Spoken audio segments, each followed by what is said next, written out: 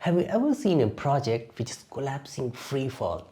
Deadlines are getting missed, client is furious, but one manager just stay cool and calm. Well, it's not luck. That's a secret of successful manager, and this might save your career too. In every crisis there are two kind of manager. The one who panic and one who predict, prepare and protect their team. Why is this difference? Well, it's not experience nor the IQ. It's something else which most people completely overlook, and that is called risk management. In this video, we will break down how great managers use risk management techniques to stay calm, win trust, and lead with confidence, even when everything else is falling apart. By the end of this video, you won't just understand the risk management, you will feel why it's a secret of top manager that remains calm, composed, and become most trusted leader in your organization. Great managers don't just plan for success, they plan for failure too. Not because they are pessimists, but because they understand the reality. When you manage a project, for sure things will go wrong. Suppliers bail out, deadline shift, budget explodes, scope change, furious client, and so on. The question isn't if, it's when the things will go wrong and where the risk management come into picture. It's like buying an umbrella before it rains. When I worked on my first big project, I thought risk management meant just updating a boring Excel sheet. Until one day, our client suddenly changed the entire project scope right in the middle of project delivery.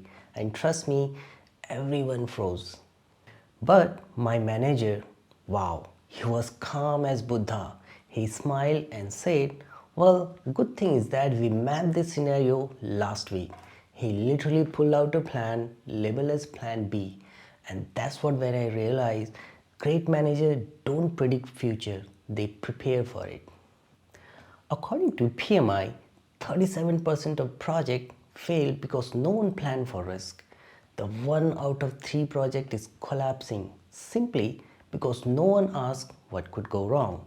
So the key point is here, before your next major task, pause and ask what could go wrong and how will I respond if it does. That one habit can turn your chaos into full control. Now, let's be honest, even with all that planning, things will still go wrong. The real test is how you respond when they do. A few years ago, one of my projects was suddenly in trouble. A key supplier shut down their operation overnight. Phone ringing, people panicking, deadlines crumbling, total chaos. And my manager, well, he didn't even flinch. He said very calmly, activate the alternate vendor plan. And within minutes, we were back on track. It looks effortless, but it wasn't magic. It was risk management in action. See, calmness isn't a personality trait. It's a process. It's results of knowing you're already prepared for and what might happen. Deloitte found the companies with strong risk practices are 60% more likely to perform better even in crisis. And that calmness during the crisis, well, it's priceless. It builds trust because when your team sees you calm, they believe everything is under control, and that belief alone keeps the project alive. Now, here's another twist which most people miss. Risk management isn't about avoiding failure. It's about finding opportunity inside uncertainty. Think about it, every major innovation came from someone who took a calculated risk. Remember, when Apple faced global chip shortage, they didn't freeze. They diversified supplier base and turned a crisis into long-term strength.